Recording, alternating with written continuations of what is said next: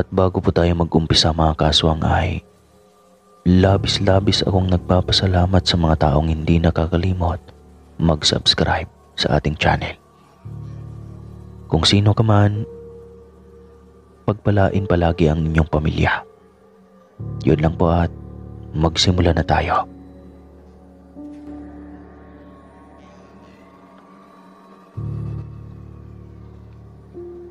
Miyembro ako ng isang di kasikatan na research team noon.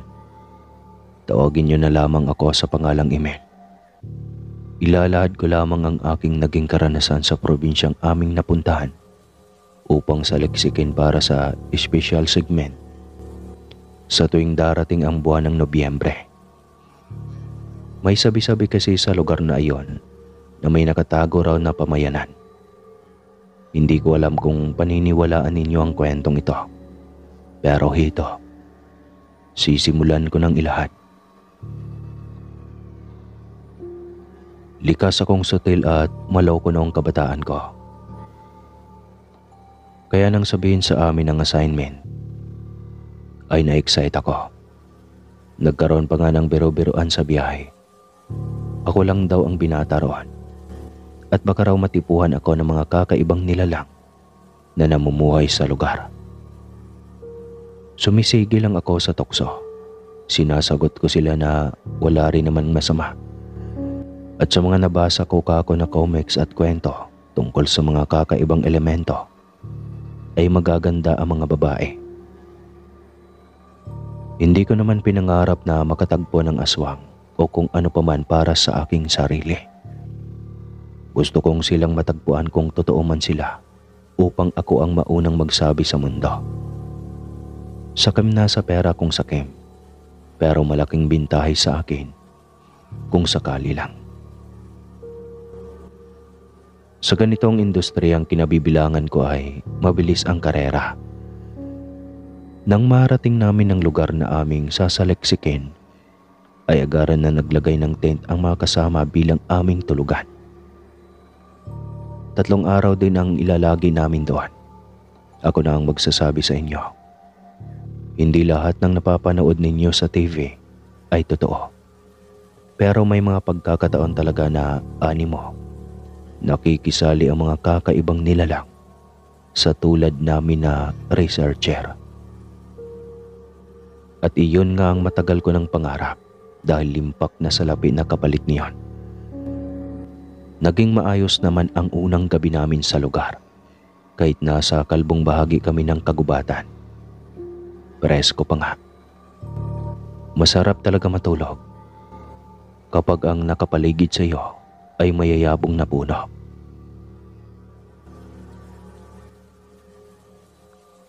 Kinabukasan, sabay-sabay kaming nag-almusal bago nag-usap-usap na kami ay maghiwa-hiwalay mamaya para malibot namin ng lugar bago kami mag-set up.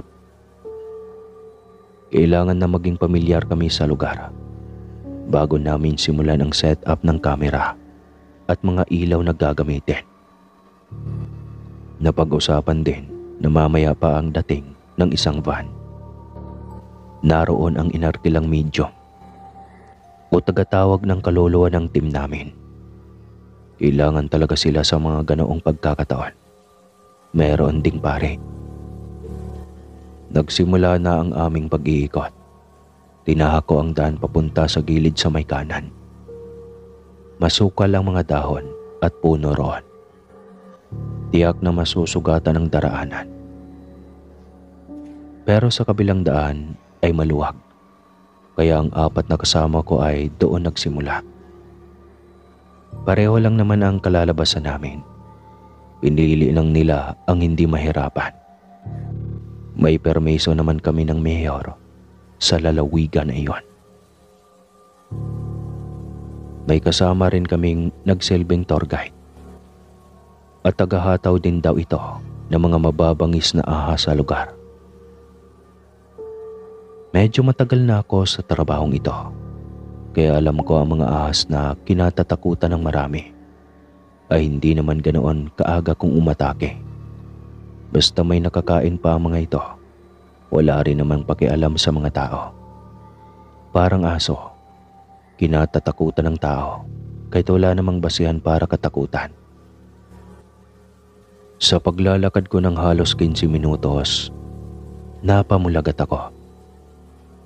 Mula kasi sa kinatatayuan ko ay nakita ko ang malaking bulang bato na pamusong sabi-sabi sa lugar. Iyon ang sinasabing pinto patungo sa lugar na naglalaho. Binilisan ko ang lakad ko habang ang kabog ng dibdib ko ay lumalakas dahil sa labis na pananabik. Ang sabi, hindi raw iyon basta bubukas at dahil lugar na naglalaho, dapat ay agaran daw na buksan kapag nagpakita na sa kung sino. Itutulak ko o kakaltukin ng bato. Kahit ano, basta marating ko lang ang lugar na masyado nang sikat dahil sa katatakutan at kababalaghan. Wala akong ideya kung paanong makakabalik kaya kumapit na lang ako sa matandang paniniwala. Habang naglalakad ako, ay binaliktad ko na ang suot kong t-shirt. Malaki ang batong iyon at ilang hakbang na lang ako nang mapagtanto ko na parang kay bigat itulak niyon. Pero nang itulak ko iyon gamit ang isa kong palad na may puwersa, ay ganun na lang ang kabiglaan ko. Bumukas kaagad iyon at tuloy-tuloy akong dumadaos-daos sa pailalim na tunnel. Nawalan ako ng malay at nang ako'y balikan ng ulirat, napapalibutan ako ng mga babaeng magkakamukha. Iisa ang kanilang mukha. Pare-parehong magaganda. May mga mata na nangungusap. Tuwid na tuwid ang itim nilang buhok.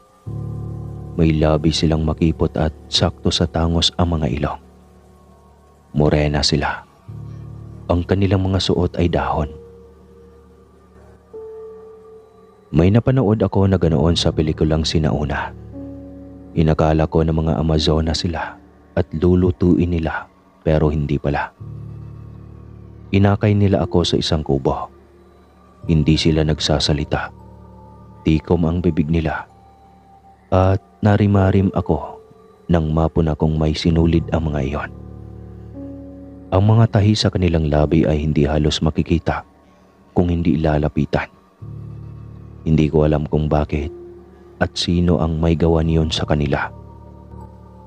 Pero hindi ko maiwasan na ihambing sila sa isang grupo ng kulto. Mababait naman sila kahit nakakatakot. Mababait naman sila kahit sadyang nakakatakot ang mga itsura. Prutas ang kanilang pinakain sa akin.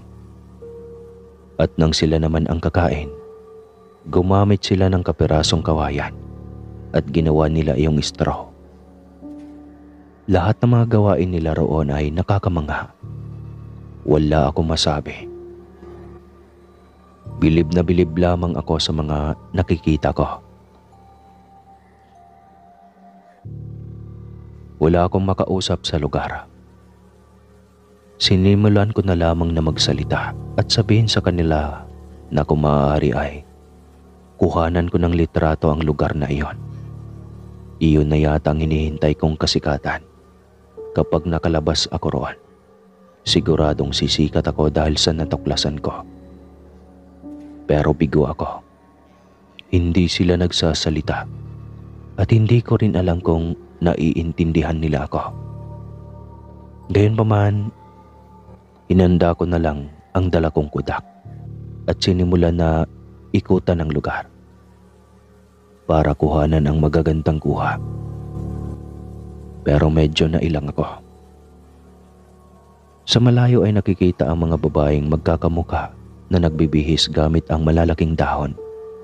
May sumasayaw, may naglalaba, nagsasampay ng dahon at may naghahalo-halo ng kung ano-anong ginayat na dahon at kung ano-anong bulaklak sa malaking tila palayok. Lahat ng nakikita ko sa lugar na iyon ay maituturing ko na organic. Kinopya ang mga gamit sa labas. Kung hindi nakakatakot ang mga itsura nila at walang sinulid na transparent ang kanilang mga labi, ay papasa na sanang paraiso ang lugar. Nakakapagtaka nga lang kung bakit ang daming babae roon. Magkakamukha sila pero wala akong nakita ni isang lalaki. Paano sila dumami? Sino ang naglahi sa kanila? Marami pang tanong na naglalaro sa isipan ko ng mga oras na iyon. Habang iniisa-isa ko ang mga babae mula sa aking lente, napuna ko ang maliit na pare-pareho nilang tato sa gawing batok. Sa pagnanais na makita ko kung ano ang itsura ng kanilang tato, ay tinapat ko ang kudak na hawak ko sa mga babaeng nasa di kalayuan. Ganoon na lang ang gulat ko nang masilaw sila sa kaperasong ilaw ng kamera. Lahat ng mga babaeng nandoon ay dinaluhan ang nasilaw. Maging ako rin ay lalapit sana. Ngunit natigilan lang ako nang may dumating na grupo ng mga kalalakihan. Pasyensya na. Hindi ko alam na masisilaw kayo. Tanging nasabi ko. Ngunit sumama lang ang tingin nila sa akin. Lalo na ang grupo ng mga kalalakihan. Walang tahi ang mga bibig nila. Nakakapagsalita sila. Hindi sila galit, pero sinabihan nila ako na kung naligaw lang ako sa lugar, imbis daw na kung ano-ano ang gawin ko ay manahimik na lamang ako at hanapin o isipin kung paano ako makakalabas doon. Nakapasok daw ako sa lugar nila dahil iyon ay nakatakda, pero ang pag-uwi ang hindi pa malinaw at hindi nila ako matutulungan sa bagay na iyon. Natakot ako, pero hindi ko pinapahalata. Kung makikita nila na takot ako, hindi ko naman masasabi kung ano ang kaya nilang gawin sa akin. Hanggang sa sumapit ang dilim, tila ba ay hindi ako nakakaramdam ng gutom. Alam kong hinahanap na ako ng mga kasamahan ko, kaya hindi rin ako mapakali. Bukod sa ginawa na rin ng utak ko ang payo na natanggap ko sa grupo ng kalalakihan kanina. Gaya ng mga babae ay mababait din naman sila. Nakasuot din sila ng dahon na labas ang kanilang mga pang-upo. Tama ang hula ko. Mga asawa nila ang mga babae. Mababata, may dalang edad at matanda. Doon ko naisip na talagang ang magiging ganawan ang itsura ng lahat. Iisa. Dahil sila rin ang gumagawa ng kanilang lahi. Pero labis na nakakaduda na parang mga kambal sila roon. Nasisiguro ko may rason ang lahat ng iyon. Mabuti na lang kahit naroon na ang mga lalaki ay hindi nila ako pinaalis. Hindi ko masabi na sila ay mababait dahil may mga salita sila na hindi ko maunawaan. Sa tingin ko, ang mga salitaan na iyon ay patungkol sa hindi raw ako mapagkakatiwalaan, na dapat daw akong mamatay at baka ipagsabi ko ang kanilang lugar. Iyon lang naman ang magiging rason ng kanilang utak. Hindi ako nagpakita ng takot kahit kinikilabutan ako. Hindi man nila ako tinutugon. Sinabi ko pa rin sa mga kalalakihan na bukas din ay hahanapin ko na ang daan palabas. Madali akong nakatulog ng gabing iyon. Hindi ko halos namalaya na nakatulog ako habang pinagmamasdan ang mga taong naroon na nagsasayaw kagabi sa gitna ng malaking palayok o kawa. Hindi ko rin alam kung ano ang katas na sinasayawan nila. Tinabingan nila iyon sa akin. At nang alisin ang tabing ay nagsimula na nga silang magsayaw. Maingay ang kanta ng mga lalaki o dasal yata iyon na pakanta kong sambitin. Tinulugan ko talaga sila dahil hinihikayat na ako ng mga kalalakihan na umalis at hanapin ang daan palabas sa kanilang pugad. Sa totoo lang, hindi ko pa nais na umalis kahit mayroon akong nakuha na pruweba na nagpapatunay na mayroong komunidad doon na hindi mawari ang mga anyo ng kababaihan at daig pa ang sinaunang mga tao. Ewan ko ba, Malakas ang kutob ko na kung mananatili pa ako ng ilang araw o kahit isang araw pa ay mahigit pa akong makikita at malalaman kaysa sa nakuhanan ko. Tsaka nakakaintriga ang nangyayari sa lugar. Sa sobrang pagkaintriga ko, mas lalo lang lumalala ang pagnanais ko na maisa publiko ang mga karanasan ko roon. Dahil maaga akong nakatulog, nagising ako ng alanganin na oras. Ang kaninang iniisip ko bago ako matulog na kaligtasan ko, sakaling hindi ko kagad mahanap ang daan pabalik sa mga kasama ko ay napalitan ng takot. Nakakasindak ang dinatnan kong eksena. Ang mga kalalakihan doon ay nakatingala sa bilog na buwan at ilang sandali pa ay unti-unting naging mabangis ang mga itsura. Ang tribo ng mga aswang na sinadya namin sa lugar na iyon ay ito na. Nahanap ko na. Walang duda na tulad sa mga pinapangarap ko, ako nga ang nakatagbo. Hindi ako makapaniwala, ngunit heto. Talagang sa lahat ng researcher na kasama ko ay ako pa ang maswerteng nakakita. Yayaman na ako. Sisikat na ako. Sa naisip ko ay dali-dali kong kinuha ang kodak na dala ko. Nakakuha pa ako ng isang shots bago iyon maubusan ng baterya. Tuwang-tuwa ako. Nakuhanan ko kasi ang pagpapalit ng anyo ng karamihan sa kalalakihan. Agad ko rin na binulsa ang hawak kong kamera. Iyon ang magiging susi sa aking pagyaman. Magiging mayaman ako at sikat na ako. Mahinang bulalas ko pa habang iniisa-isa ko ang mga kinuhanan ko ng litrato sa lugar na iyon. Ihahatid ka namin pauwi. Kinalabutan ako nang makarinig ng tinig ng isang babae. Nalingunan ko ang isa sa mga iyon. Sa tingin ko ay kaedad ko siya. Imposible. Naririnig kita. Hintakot kong turan sa kanya. Tumangaw siya at muli siyang nagsalita. Dahil daw hinayaan ko siyang makapasok sa isipan ko, kaya naririnig ko siya at nauunawaan.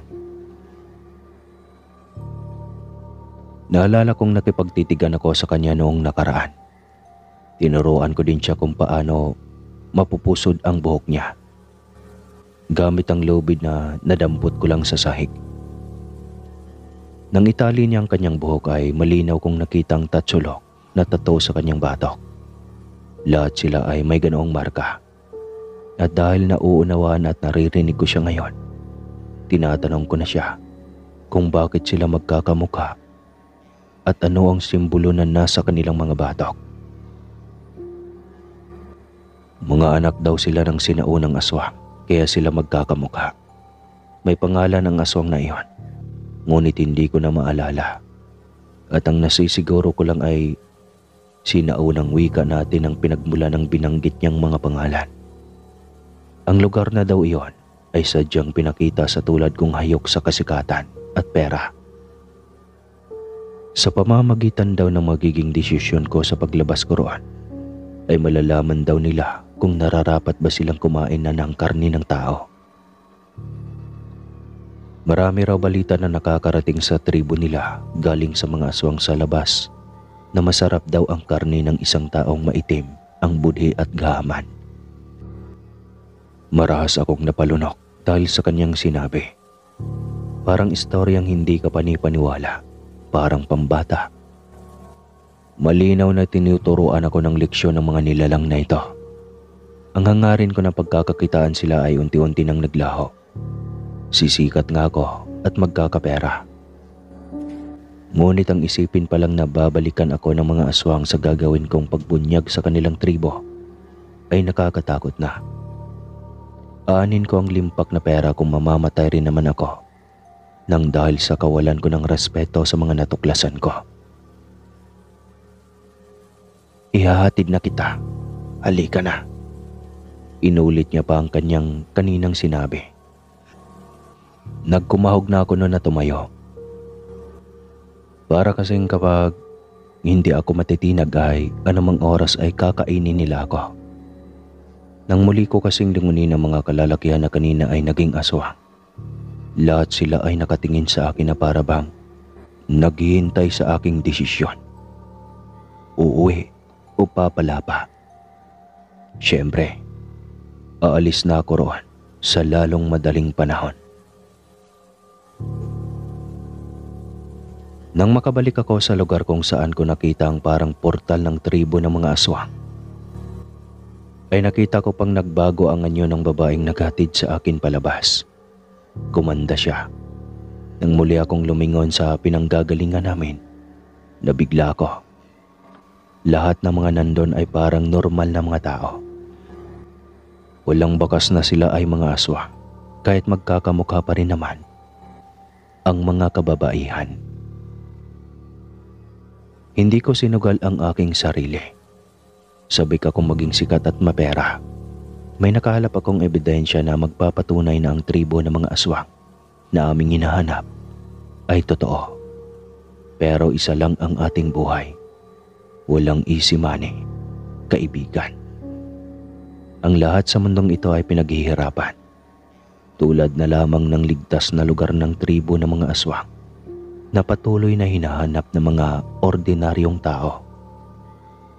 Pinaghirapan nila ang lugar na iyon.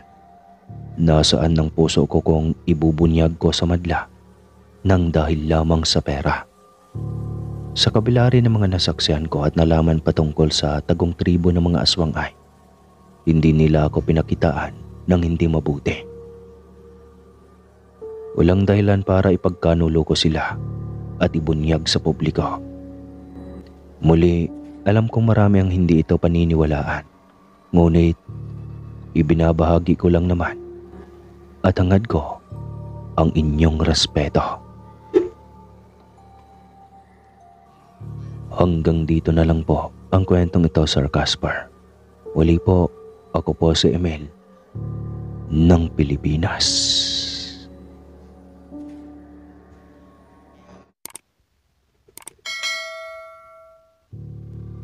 Magandang araw, Sir Casper, at sa inyong mga tagapakinig. Ang kwentong ito ay hindi ko po karanasan. Galing lamang ito sa kwento ng kaibigan ni Lola. Ako nga pala si Bete. Gusto ko lang itong ibahagi dahil na-amaze talaga ako sa kwentong aswang. Hindi ko kasi lubos akalain na totoo pala sila. Kaya simulan na natin ang istorya. Sa isang malayong probinsya, may isang lalaki na nagngangalang Raul. Nakilala sa kanyang yaman at impluwensya. Siya ay may asawa na nagngangalang Lisa at may 2 mga anak. Gayunpaman, sa kabila nito, mayroon siyang lihim. Pinagtataksilan niya ang kanyang misis. Marami siyang naging kabit noon. Ngunit sa bandang huli, nag-stick to one na lamang siya sa isa. Paano ba naman kasi? Sobrang ganda nito at maasikaso pa. Samantala, sa kabilang dako naman, may isang babae na nagngangalang Clara, nakilala sa kanyang angking kagandahan. Ngunit kagaya ni Raul, may lihim rin si Clara. Isa siyang hindi pangkaraniwan. Isang gabi, sa isang party na dinaluhan, doon nagkakilala sina Raul at Clara. Noong magkapalagayan na sila ng loob, sa bandang huli, nagkaroon sila ng relasyon. Ito nga yung babae na tinutukoy ko na naging kalaguyo niya ng matagal. Sa paglipas ng mga panahon, nagpatuloy sila sa kanilang ipinagbabawal na relasyon nang hindi nalalaman ni Lisa. Habang tumatagal, nahihirapan na si Clara na ikubli ang kanyang tunay na pagkatao. Hanggang sa isang gabi ulit doon, sa isang pagkakataon na sila lamang 2 ni Raul, ipinakita nito ang kanyang tunay na anyo. Pumangit ang itsura na para bang hindi na tao. At sa takot naman ng lalaki, napasigaw ito.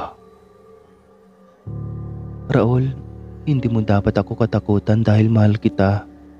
Mali ang iniisip mo. Hindi kita sasaktan. Hindi ko alam na aswang ka pala. Hindi ko matatanggap ito.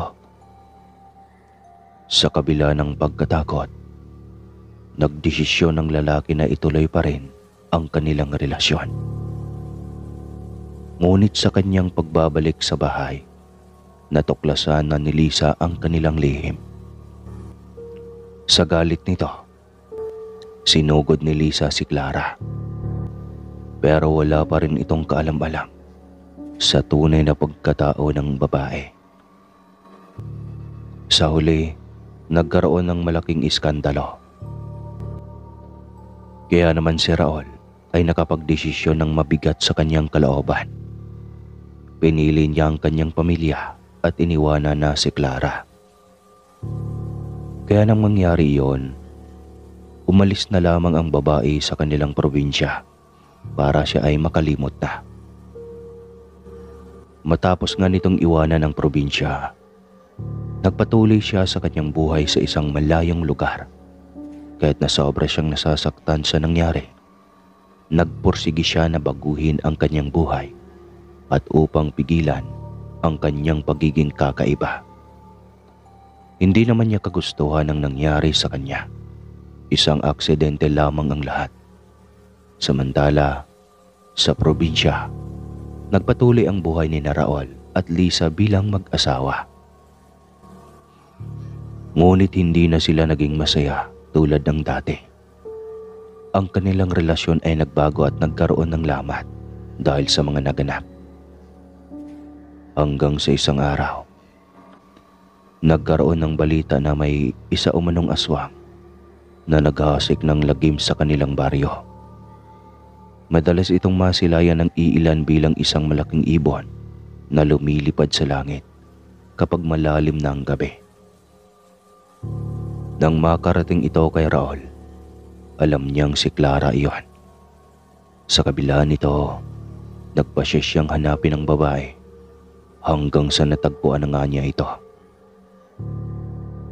Clara, alam kong ikaw ang aswang na iyon. Gusto kong tulungan ka. Salamat sa pagbabalik mo. Hindi mo na ako kailangang tulungan. Ito ang ganti ko sa ginawa mo. May asawa ka na pala. Nagsinungaling ka sa akin. Pagbabayaran mo ito sa pamamagitan ng paghahasik ko ng lagim dito sa lugar na ito. Sa una kasi ay natatanggap ko na, pero hindi pa pala. Hindi kita makakalimutan. Sa huli, hindi nagtagumpay si Raul na kumbinsihin si Clara. Pero sa patuloy niyang pamimilit na huwag nang idamay ang iba pang mga tao, pinakinggan naman siya nito. Wala pa naman itong napapatay na tao, maliban lamang sa mga alagang hayop nito.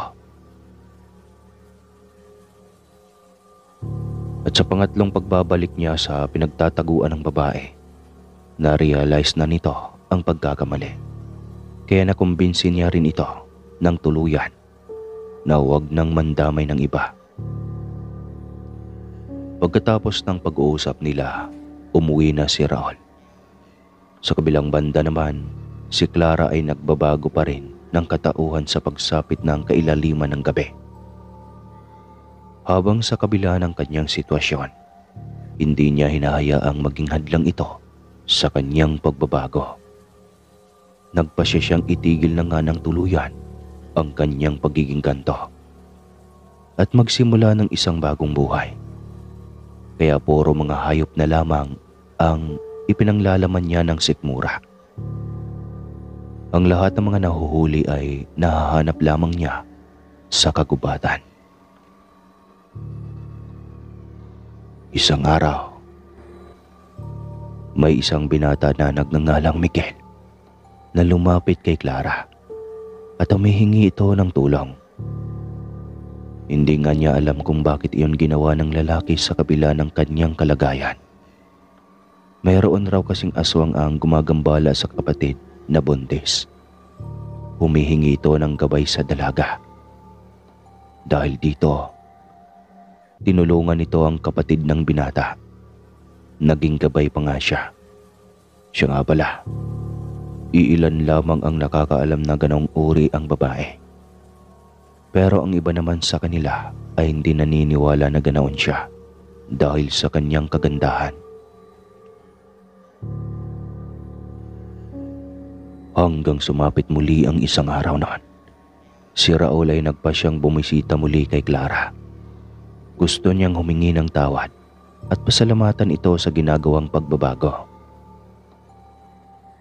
Clara, gusto kong humingi ng tawad ulit sa lahat ng aking nagawa. Pasensya na kung naglihim ako sa iyo. At salamat dahil nakinig ka na sa akin. Sana matanggap na natin na wala na tayo, na maluwag na sa dibdib natin. Raul, wala ka nang dapat na ihingi ng tawad. Ang mahalaga ay natuto ka na rin at pareho na tayong nagbago. Gusto ko na rin kasing itama ang lahat ng naging pagkakamali ko. Samantala, sa kabila ng paghihiwalay nila, naging magkaibigan pa rin naman sila. At sa paglipas ng panahon, naging barangay chairman na rin si Raul. Si Clara naman, sa kabila ng kanyang pagiging iba, ay nagpupumilit ng magbago at maging mabuti sa kapwa. Isang araw naman, may dumating na sulat kay Raul mula kay Clara. Sa sulat, nagpapasalamat si Clara sa lahat-lahat. Sinabi niya rin ito na siya ay magpapakasal na kay Miguel. Isa pala itong liham ng pag-iimbita. Sila rin kasi sa bandang huli ang nagkatuluyan at tanggap ng binata ang kanyang pagkatao. Nakakatuwa naman na nagiging masaya na si Clara. Dapat lang na maging masaya siya, kapiling ang kanyang magiging mister. Wika ni Raul sa kanyang sarili.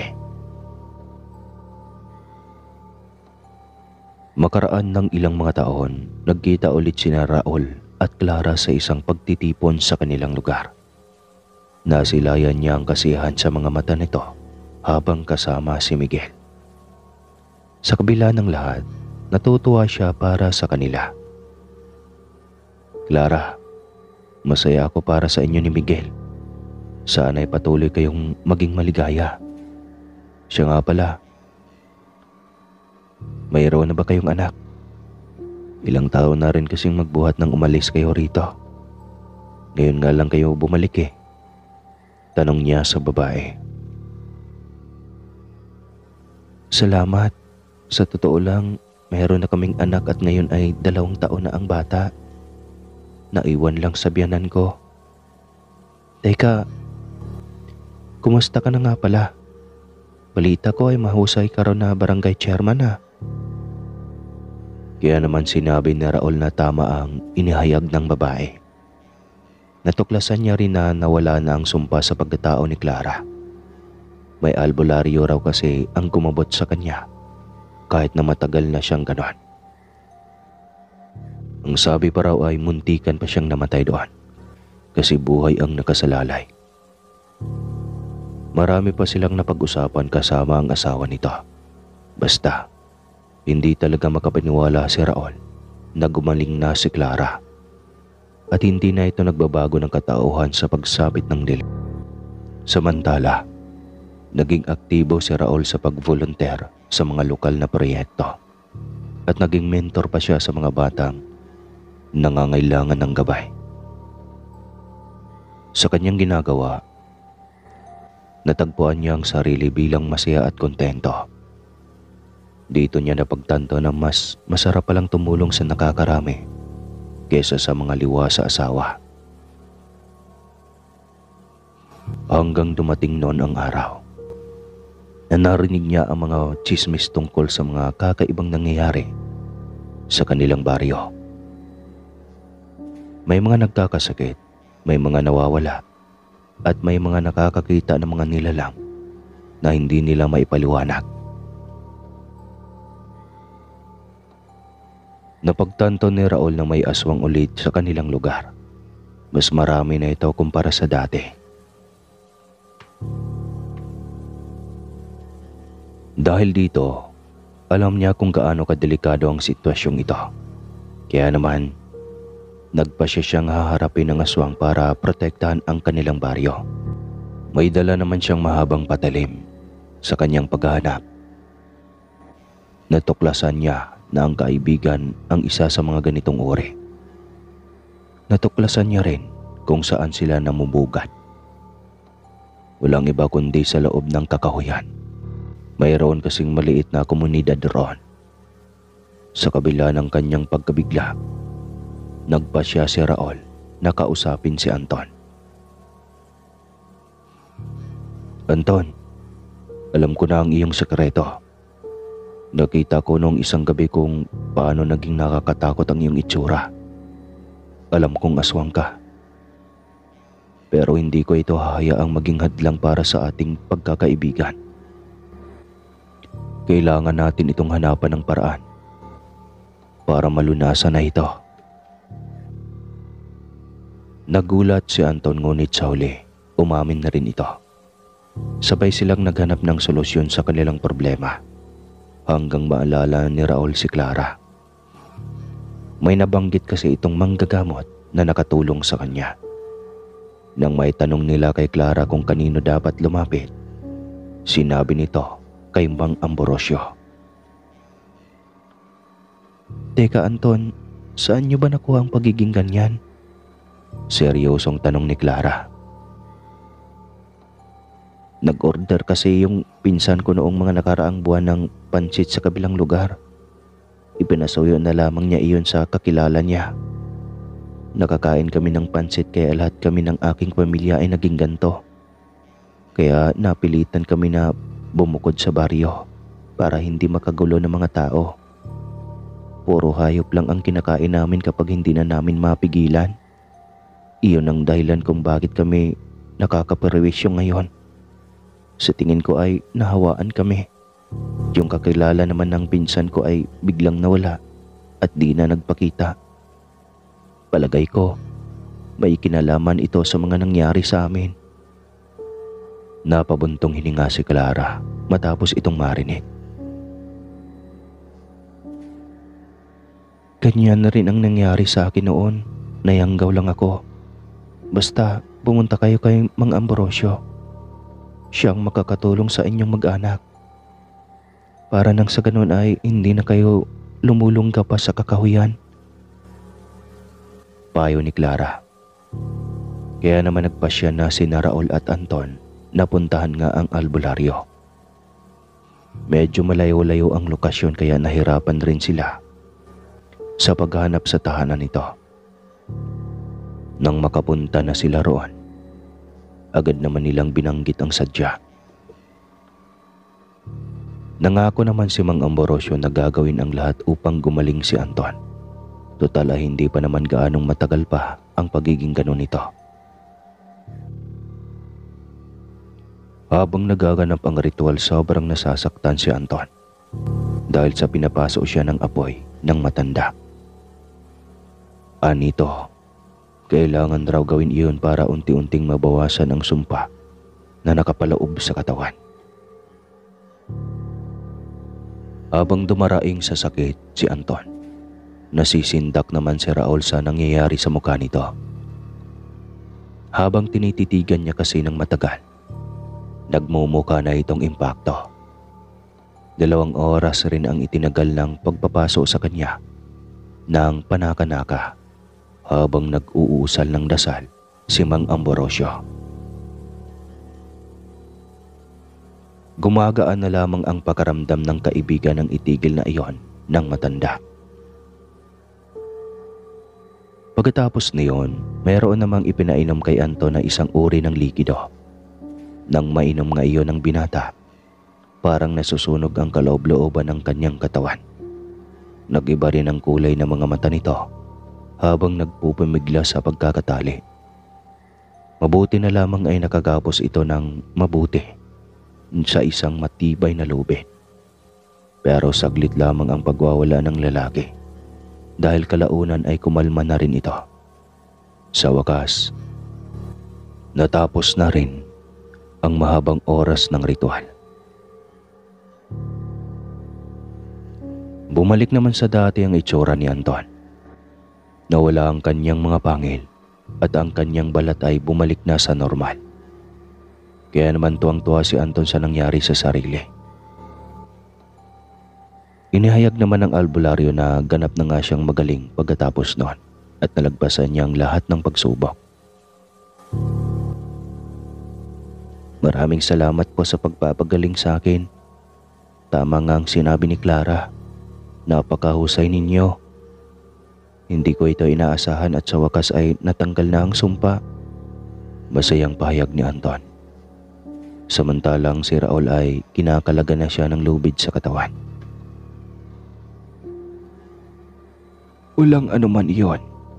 Ginagawa ko lang ang tungkulin ko, iho. Siya nga pala. Nabanggit mo na ang pamilya mo ay nahawaan rin. Pwede mo rin silang idulog sa akin. Wika ni Mang Ambrosio na tila hinihikayat siya. Kaya naman sa sumunod na araw, pautay-utay na ipinunta ni Anton ang pamilya sa matanda upang ang mga ito ay pagalingin din. Medyo magiging matagal rin kasi ang gamutan para sa maraming miyembro na gaya nila. Sa kabutihang palad naman, makaraan ang 1 linggo at mahigit ay napagaling na silang lahat ni Mang Ambrosio. Nakabalik rin sila sa kani-kanilang mga tahanan at hindi na nagtatago. Sa bandang huli, bukod sa pagiging barangay chairman, naging tagaprotekta nga si Raul sa kanilang baryo laban sa mga aswang. Sa kanyang mga kamay, walang aswang na nagtatangkang manakit o manggulo sa kanilang lugar. Siya ang sandigan ng mga tao. Sa kanyang mga mata, walang aswang na makakalusot. Ang mga nahahawaan ay isinasanggunin niya sa matanda. Samantalang ang mga orihinal na aswang ay kanyang sinusubaybayan para matuldukan na ang paghasik ng takot sa kanilang lugar. Hindi lamang sa mga nahawaan si Raul tumutulong. Sa pamamagitan niya, tinutulungan niya rin ang mga tao na nangangailangan ng pinansyal na aspeto. Basta, sa abot ng kanyang makakaya, ginagawa niya ang lahat. Mula sa mga magsasaka na nangangailangan ng tulong at maging sa mga mangingisda, hanggang sa mga batang nangangailangan ng edukasyon. Personal rin siyang naglilibot sa kanilang baryo araw-araw para magbigay ng tulong. Sa kanyang mga salita, nagbibigay siya ng inspirasyon at pag-asa sa mga taong nangangailangan. Sa kanyang puso, nagmamahal siya sa kanyang mga kalugar at handa siyang gawin ang lahat para sa kanila. Habang tumatagal, mas lalong tumitibay ang kanyang relasyon sa mga mamamayan. Mas lalong tumitibay ang kanyang determinasyon na protektahan at tulungan ang kanyang mga kababayan. Sa kanyang mga gawa, patuloy niyang pinapatunayan na siya ang kanilang tunay na kaibigan at kakampi. Sa kabila ng lahat ng ito, hindi rin nawawala ang kanyang pagiging isang mabuting ama at asawa. Patuloy niyang pinapahalagahan ang kanyang pamilya at ginagawa ang lahat para sa kanilang kaligayahan. Para sa kanyang mga anak, siya ang kanilang ehemplo ng isang mabuting tao at isang mabuting leader. Nagkamali man siya noon ay nagbago naman siya. At para sa kanyang asawa, siya ang sandigan at kaagapay sa lahat ng oras. Hanggang sa isang gabi, habang nagtatrabaho si Raul sa barangay hall, May natanggap siyang balita mula sa kakilala na may kakaibang nangyayari sa kanilang tahanan. Ang kanyang asawa at 2 anak kasi ay nagkasakit at nagpapakita umano ng mga sintomas na hindi pangkaraniwan. Nagtaka naman siya kung bakit ang mga ito nagkasakit sa mabilisang panahon. Sa kanyang pagpunta sa tahanan, nakita niya ang kanyang asawa at 2 anak na nagdurusa. Ang kanilang mga mata ay nagiging mapupula. Ang kanilang balat ay nag-iba ng kulay at tinutuluan pa ng laway sa bibig. Ano ang nangyayari sa inyo? Bakit kayo nagkakaganyan? Sindak at nag-aalalang tanong ni Raul sa asawa. Hindi ko alam. Bigla na lang kaming nagkakasakit eh. Nangyari ito nang kumain kami sa isang restaurant kanina. Sagot ng kanyang asawa habang hirap na hirap ito sa pagsasalita. Nanlaki ang mga mata ng lalaki. O hindi. Baka yung napagkainan ninyo ay demonyo ang may-ari. Nahawa kayo. Hindi ba't sinabi ko naman noon pa na wag na kayong kakain sa restaurant? Diyos ko naman. Teka, saan matatagpuan yung kainan na yon? Bigla namang natigilan si Lisa. Mukhang nag-iisip pa bago ito tumugon sa kanya. Iyon na rin ang problema, mahal eh. Sa pag-aakala ko kumain nga kami sa labas, pero ang pinagtataka ko hindi namin matandaan kung saan. Kahit tanungin mo pa sa mga anak natin, wala silang maalala.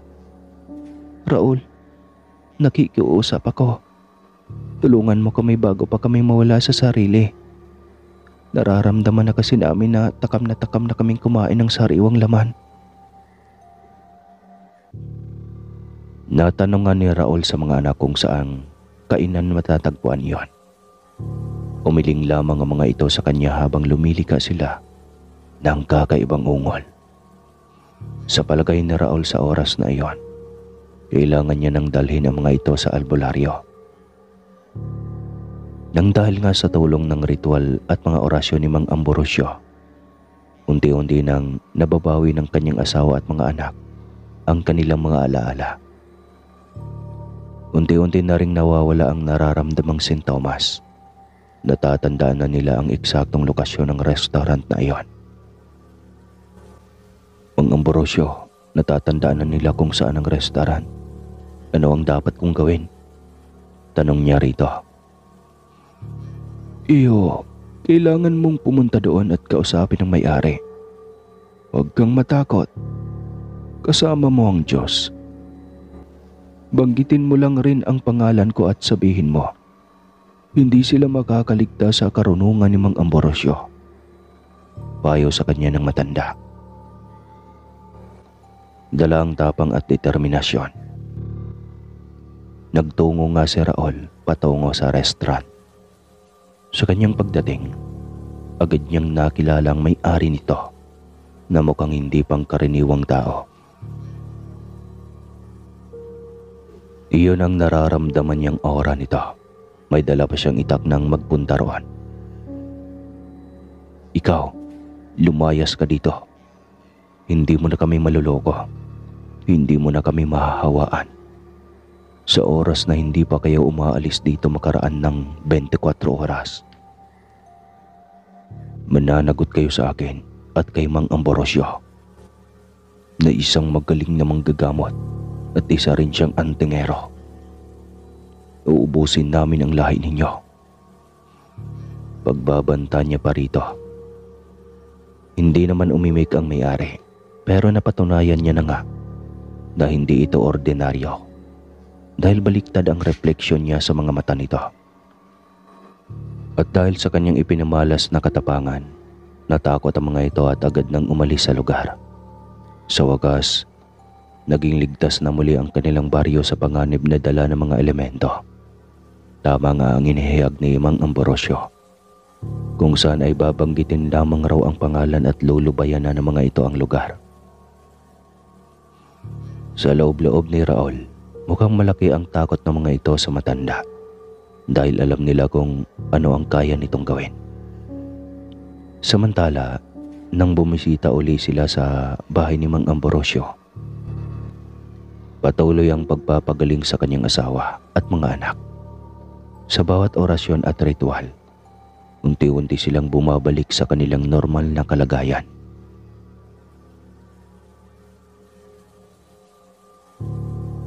Raul, malapit na silang gumaling sa lagnat. Iyon kasi ang resulta ng mga orasyon na ginawa ko. Huwag ka nang mag-alala, pero kailangan nilang magpahinga at kumain ng masustansya. At syempre, ang magdasal. Nawala na rin naman kasi ang sumpa sa kanilang katawan. Kailangan lang nilang magpalakas, sabi ni Mang Ambrosio. Salamat po, Mang Ambrosio. Hindi ko alam kung ano ang gagawin ko kung wala ka. Basta salamat niya rito. Sa mga sumunod na araw, gumaling na nga ang kanyang misis at mga anak. Wala nang nagbabago sa kanila tuwing gabi. Sa kanyang karanasan, natutunan ni Raul ang kahalagahan ng pagiging alerto at maingat sa lahat ng oras. Napagtanto niya na bilang namumuno sa baryo, kailangan niya ring maging handa sa anumang magaganap sa lugar na kanyang hinahawakan. Samantala, ang restaurant na dating pinamamahayan ng aswang ay napalitan ng isang bagong lugar na puno ng pag-asa. Nagpatayo na kasi siya ng feeding program matapos ipagiba ang dating kainan. Kaya sa halip na magiging simbolo ito ng katatakutan, ito ay naging simbolo na ng bagong simula. Sa kanyang mga ginawa, hindi lamang siya naging tagaprotekta ng kanyang baryo, kundi naging inspirasyon rin siya sa lahat. Ang kanyang tapang at determinasyon ay naging halimbawa para sa lahat. Ang bawat pagsubok ay mayroong katapusan, at ang bawat sakit ay mayroong lunas. Ang mahalaga ay hindi tayo susuko at patuloy nating ipaglalaban ang ating mga mahal sa buhay at ang ating baryo. Pahayag ni Raul sa kanyang mga kababaryo. Siya nga pala, yung lahat ng mga nahahawaan ay idinudulog niya kay Mang Ambrosio. Sa awa naman ng Diyos, gumagaling rin ang mga ito gaya ng nangyari sa kanila ni Clara at pati na rin kay Anton at sa kanyang mag-ina. Kaya nawala na ang mga ganitong uri sa kanilang baryo at ang kwento tungkol sa hawaan ay hindi nila ipinagkalat sa mga karatig lugar para makaiwas sa posibleng chismis. Naging sekreto ito sa loob ng mahabang panahon. Hanggang dito na lamang po ang kwento. At muli, maraming salamat po sa lahat ng nakikinig at tumapos sa kwentong ito. Muli po, ako nga pala si Bete ng Tacloban City, ang apo ni Lula Clara.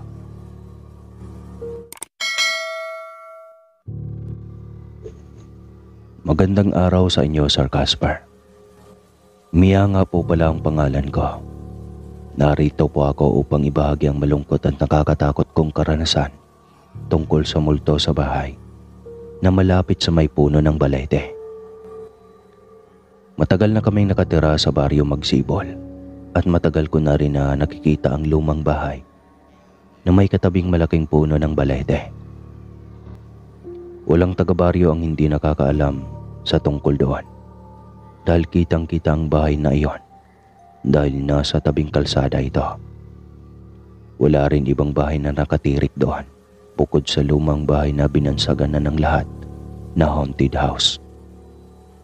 Kinatatakutan ito ng lahat, lalo na ng mga biyahirong jeep at motorista na walang kasama o kasabay na dadaan sa kahabaan ng kalsada kung saan nakatayo ang lumang bahay, ang Balete Road. Palaging laman ng balita ang Balete Road at ang haunted house. Walang araw ang dumaan na walang bagong kwento na nakalat tungkol doon. Karamihan sa mga kwento ay mga driver ng jeep na walang pasahero ang nakakakita raw ng babaeng nakaputi na nakaupo sa loob ng sasakyan. Kung ang Balete Road sa Maynila ay kadalasan ang pinapakitaan ang mga taxi driver, dito naman sa amin, karamihan sa mga kwento ay mga driver ng jeep na walang pasahero na nakakita raw ng babae na nakaputi at nakaupo sa loob ng kanilang sasakyan. May ilan naman na motorista na nagsasabing may yumakap at umangkas daw sa kanila noong dumaan sila sa Balete Road. At ang latest na balita naman ay ang manong driver na nakabangga daw ng babae. Ngunit nang bumaba ito upang tignan ang nabangga niya, ay wala naman daw siyang nakitang tao doon. Sa maniwala man kayo o sa hindi, lumaki at tumanda na ako sa edad na 21 ay hindi pa ako nakakadaan o hindi ko pa aktual na nakikita ang lumang bahay na iyon. Iniiwasan ko talaga na dumaan at makita iyon dahil sa may mga pagkakataon na kapag malakas talaga ang mga espiritu ay nakikita ko ang mga ito. Bata pa lamang ako ay nakakakita na ako ng mga kakaibang nilalang. Wala namang makapagsabi sa akin kung bakit ako ganoon. Wala rin naman daw sa lahi namin ang may ganoong kakaibang talento. Nalaman namin na may taglay akong ikatlong mata nang ako ay 4 na taong gulang pa lamang. At nagparating ako ng salita ng kamamatay ko lamang na tiyahin. Sinabi ko raw lahat na kesyo nakakausap ko ang patay na tiyahin ko, kung saan nakalagay ang tinago niyang kayamanan. At para raw mabigyan ng pruweba ang aking sinasabi noon, inihalimbawa pa ng kamamatay kong tiyahin ang kulay ng suot na panloob ng naiwan na asawa, maging ang itsura niyon. Masaya ang may ikatlong mata dahil nang mawala ang minamahal kong lola. Bago siya tuluyan na umakyat ay nakausap at nayakap ko pa siya. Pero habang tumatanda ako ay hindi na ako natuwa sa taglay kong kakayahan. At dahil sa mahina ang loob ko ay pinasarado ko sa albularyo ang pangatlo kong mata. Pero kahit na naipasarado ko na ito, ay nararamdaman ko pa rin ang mga kakaibang nilalang sa paligid ko. At minsan kung talagang malakas ang enerhiya ng mga ito, ay nakikita ko pa rin sila. Sabi naman ni Mang Kanor, ang babae daw ay masarap. Ay, mali atay. Sabi naman ni Mang Kanor, ang albularyo na gumamot sa akin ay sadya raw na ganoon ang mangyayari sa akin dahil pinanganak na raw ako na bukas ang aking pangatlong mata. Hindi raw iyon basta-basta na lamang na maisasarado. Akala ko ay makakatakas na ako sa kilabot na dulot ng Balete Road at ng lumang bahay. Pero kapalaran ko na siguro ang mapalapit doon dahil isa sa mga guro namin ang nagsagawa ng clean-up drive para sa aming community service at isa ang Balete Road sa mga dapat namin linisin. Umaga naman iyon at may kasama naman kaming mga guro at tanod. Kaya naman, kampante kaming lahat na maglinis doon. Isa pa ay marami ring mga dumadaan na mga sasakyan. Kaya naman, hindi nakakatakot na pumunta doon. Araw ng Huwebes iyon, bandang 9:00 ng umaga nang dumating kami sa Balete Road. Sakay ang school bus namin. Hindi na kami nag-alinlangan pa na bumaba ng sasakyan at magsimulang maglinis dahil ayaw naming maabutan ng dilim doon. Kahit mahaba pa naman ang oras na aming lalakbayin. Maglinis na tayo, iwasan ang makabasag ng kung ano-ano. At ang pinakamahalaga sa lahat, iwasan ang magtakutan. Bili ng aming guro bago kami maghiwa-hiwalay at magsimula sa clean-up drive. Nagwalis na nga kami sa paligid dahil napakaraming basura na nakakalat doon. Siguro ay mula sa mga tao na nakasakay sa pampasaherong jeep na basta tapon na lamang ng kanilang mga basura sa daan. Isa pa ay hindi pa rin nililinis ang lugar dahil na rin siguro ng kilabot na dulot nito. Ilang metro na laang ang layo ko mula sa lumang bahay. Inaayos ko ang sako na pinagtapunan namin ng mga basura nang matigilan ako at napahinto sa ginagawa. Kasabay ng pag-ihip ng hangin ay ang pagtaas din ng mga balahibo ko sa katawan. May kakaibang enerhiya akong nararamdaman at nakakatakot iyon. Hindi ko magawang kumilos upang tumingin sa may likuran ko hanggang sa lapitan ako ng dalawang kaibigan ko upang tanungin kung ayos lamang ako. Hinawakan nila ang mga baraso ko at tinulungan na makatayo ng maayos. Tinanong ko naman sila kung may nakikita silang kakaiba sa may likuran ko. At iling lang naman ang sinagot nila sa akin. Hinila na nila ako sa may bus dahil akala nila ay sinamaan lamang ako ng lasa dahil sa init at pagod. Pinaupo nila ako sa pwesto namin sa loob ng sasakyan. Nakahinga naman na ako ng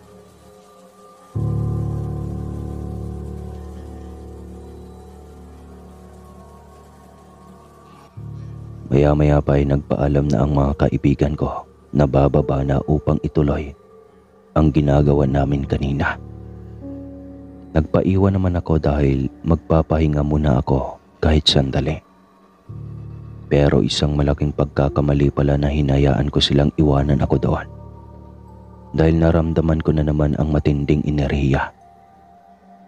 Napatayo ako at malakas ang loob na humakbang papunta sa may pintuan na nasa may harapan ng bus. Pero nakakailang hakbang pa lamang ako nang matigilan ako. Gamit ang buong lakas ng loob ko ay humarap ako sa may dulo ng bus at doon nakita ang isang babae na nakaputing bestida at may mahabang buhok. Nakaupo ito sa gitna ng dulong upuan sa likod habang nakatingin sa akin. Tulungan niyo ako. Basag at magaspang sa pandinig ang boses nito na parang nasa loob ito ng balon. Hindi bumubukas ang bibig niya, ngunit malinaw sa aking pandinig ang paghingi niya ng tulong. Hindi ko alam kung ano ang dapat kong gawin, pero bago pa lamang ako makakilos ay napasigaw na ako sa gulat nang biglang tumayo ang babae at mabilis na nakalapit sa akin. Hindi ko na alam kung ano ang sumunod na nangyari dahil nagising na lamang ako na nasa loob na ako ng aking silid sa bahay. Tinanong ko si mama kung ano ang nangyari at sinabing nahimatay daw ako at hinatid pa uwi ng aking guro. Napahinga ako ng malalim nang maalala ko ang nangyari sa akin. Humingi ng tulong ang babaeng madalas na makita sa may Balete Road. Pero ano naman ang magagawa ko para tulungan ito? Isa pa ay nakauwi na ako kaya naman baka hindi ko na makikita pa ang babaeng iyon. Baka lang naman hindi. Sana nga hindi na. Pero noong gabing iyon ay dinalaw niya ako sa aking panaginip. Nung una ay hindi ko pa alam na ito ang parehong babae na nakita ko sa Balete Road. Maganda ito, maputi, at may maamong mukha. Naglalakad ito sa tabing kalsada at masayang pumasok sa malaki at magandang bahay. Pero nagkagulo sa loob dahil may tatlong mga lalaki na humawak sa kanya at sa pilitan siyang ginahasa at pinatay. Nilinis ng mga suspect ang bahay at nilibing ang bangkay ng dalaga sa likod bahay. Pagkatapos ay may kinuha ang mga ito na ilang mga gamit bago sila tumakas. Nagising ako habang naghahabol ng hininga nang biglang magbago ng anyo ang magandang babae. Naging kamukha na nito ang babaeng may nakakatakot na mukha. Hindi na ako dinalaw pa ng antok at nagpagulong-gulong na lamang sa aking kama hanggang sa sumikat ang araw. Sinusundan ako ng babae kahit saan ako magpunta. Alam daw kasi ng mga ito kung sino ang may kakayahan na makakita ng mga kakaibang nilalang at ang hindi. Kapag nalaman na nila na bukas ang pangatlong mata mo, ay hindi ka natitigilan pa. Pero matagal ko nang naipasarado ang aking third eye. Dulot siguro ng matinding pagnanasa na makamit ang hustisya ay nagagawa pa nitong magpakita sa akin. Kasali ako sa classroom officer sa aming section, kaya naman late na ako nakapag-out sa school. Pero habang naglalakad ako sa may hallway, ay bigla na lang nagpatay-sindi ang mga ilaw. Napatigil ako nang makita ko ang babae sa may dulo ng hallway. At sa bawat pagbukas ng ilaw ay palapit ito ng palapit sa kinaroroonan ko. Napasigaw ako at napatakbo nang bumagsak ang babae sa sahig at magsimulang gumapang ng mabilis papalapit sa akin. Bumalik ako sa silid-aralan namin kung saan nandoon pa ang dalawa kong kaklase. Pero pagbukas ko ng pintuan ay wala na ang mga ito. Kaya naman muli na naman akong lumabas at tumakbo papunta sa may elevator. Dahil nasa ika-4 na palapag ang aming classroom. Pumasok ako roon at mabilis na pinindot ang button upang masarado ang pinto. Napasigaw naman ako at napatakbo sa may sulok nang makita ang babae na gumagapang papunta sa akin. Mabuti na lamang ay sumarado na ang pintuan ng elevator, kaya naman hindi ito tuluyang nakapasok. Pero maling desisyon yata na sa elevator ako pumasok dahil umuga ito at biglang huminto. Namatay din ang ilaw dito sa loob na mas nagpanginig sa buo kong katawan. At nang mabuhay ang ilaw ay hindi ko na mapigilan na mapaupo sa takot dahil nandoon na ang babae sa itaas. Nakatakip ako ng aking muka at sumuksok sa sulok habang sumisigaw at nagdadasal. Hanggang sa hindi ko na naman alam kung ano ang sunod na nangyari. Nagising na naman ako sa loob ng aking silid habang binabantayan ni Mama na nakaupo sa may gilid ng aking kama. Nahimatay daw ako sa loob ng elevator noong naputol sandali ang supply ng kuryente sa eskwelahan. Napaiyak naman ako nang maalala ang mga nangyari sa akin. At upang mabawasan ang mga dinaramdaman ko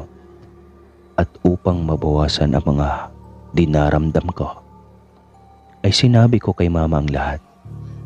Niyakap naman niya ako at sinabing pupunta raw kami sa albularyo bukas. Wala kaming sinayang na oras dahil pagkagising namin kinabukasan ay nagpunta na kaagad kami kay Mang Kanor. Alam ni Mama na lapitin ako ng mga kakaibang nilalang. Dahil noong bata pa ako ay madalas akong magkasakit dahil sa mga nakikita ko mga maligno. Kaya naman, hindi siya nagtaka pa noong sinabi ko sa kanya ang mga nangyayari sa akin kahapon. May ginawang orasyon si Mang Kanor. Kumuha ang matanda ng maliit na palanggana na may tubig at kandila. Binulungan nito ang kandila bago sinindihan at hinayaang tumulo sa tubig na nasa palanggana.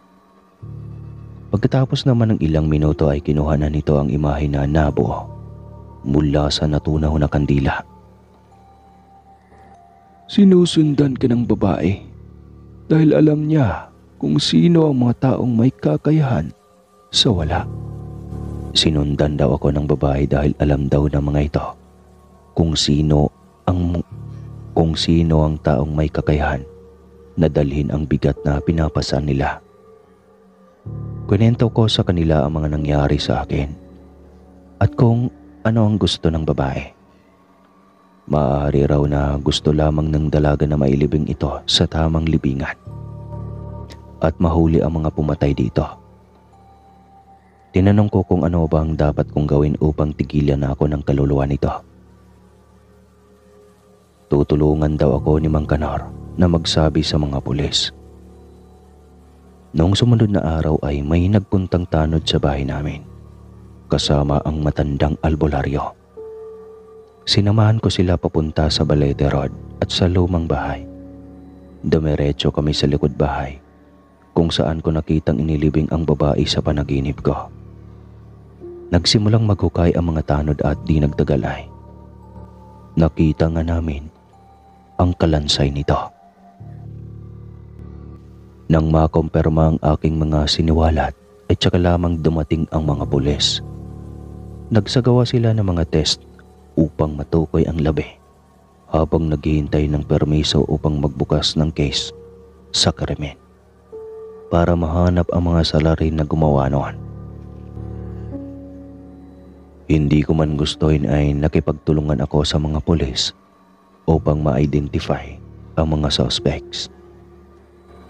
Pero dahil matagal na palang nangyari ang krimen na yon, ay mahihirapan na silang mahuli ang mga salarin. Ang magandang balita naman ay natukoy na ang pangalan ng biktima at nabigyan na rin ng impormasyon ang mga kaanak nito. Magsasagawa ang pamilya ng dalaga ng seremonya upang mabasbasan ng pare ang labi nito at mailibing na sa sementeryo. Para akong nabunutan ng napakalaking tinik sa lalamunan nang makita kong ipasok na sa libingan ang labi ng dalaga. Hindi na ito inilagay sa kabaong dahil napagdesisyon na ng pamilya nito na ipakremit na lamang dahil kalansay na lamang ito. Nagpasalamat sa amin ang mga kaanak ng babae na labis na nagpataba sa puso ko. Hindi ko alam na ganoon pala kasarap makatulong sa iba. Hindi ka panipaniwala ngunit nangyari. Nagbalik ako sa bahay na nasa Balete Road bago ako umuwi ng bahay namin. Ewan ko kung ano ang nagtulak sa akin na balikan ang bahay na iyon dahil alam kong hindi ako makakapasok doon. Kahit alam kong hindi ako makakapasok doon, naunawaan ko kung sino o anong nagtulak sa akin na pumaroon nang makita ko ang mas nakakatakot na nilalang na nasa puno ng balete. Aswang. Mabuhok. Nakakadiri ang itsura. Papadilim pa lamang pero nanlilisik ang mga mata niya na nakatingin sa akin. Masyado akong matapang para hamunin ang tingin ng aswang na iyon. Pero nakuha ko pang magsalita. Salamat. Kung hindi dahil sa iyo ay walang sisilungan ang mga kaluluwang nangangailangan ng hustisya. Matapang kong sabi sa kanya. Hindi siya kumibo. Nananatili siya sa kanyang nakakatakot na anyo. Naglabas pa nga siya ng matatalim niyang pangil. Huli na para matakot ako sa iyo. Muli kong sabi sa kanya. Pasyensya na kung mas pinipili kong isara ang ikatlo kong mata at nakalimutan kita, kaibigan. Kaibigan ko ang aswang. Tinulungan niya ako mula sa kapahamakan noong ako ay maliit pa. At bilang kapalit ng tulong niya ay binigyan niya ako ng regalo. Ang magkaroon ng ikatlong mata na siyang hindi ko ginamit upang makatulong din. Natahimik na ang buhay ko simula noong nailagay na sa tamang libingan ang bangkay ng babae na nagpapakita sa may Balete Road. Hindi ko na siya nakikita sa panaginip ko at nakakatulog na rin ako ng mahimbing. Muli rin akong kumonsulta sa isang albularyo upang siguraduhin na hindi na magbubukas ang aking pangatlong mata. Kahit pa masarap ang tumulong gamit ang talentong iyon, ay napakabigat naman na hirap ang kailangan mong danasin kapalit noon. Masyadong mabigat sa puso at hindi ko kinakaya ang mga kamalasan na pangyayari ng mga biktima.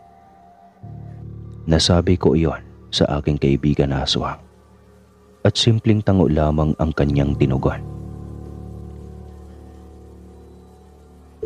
Hanggang dito na lamang ang aking kwento. Sana ay nagustuhan ninyo ang istoryang binahagi ko. At sana rin ay may napulot kayong aral kahit hindi ako guro. Hindi masama na takasan natin ang isang sitwasyon. Ngunit kung tayo ay nakalaan na makatulong, bakit hindi natin gawin upang tayo ay matahimik din kahit pa papaano?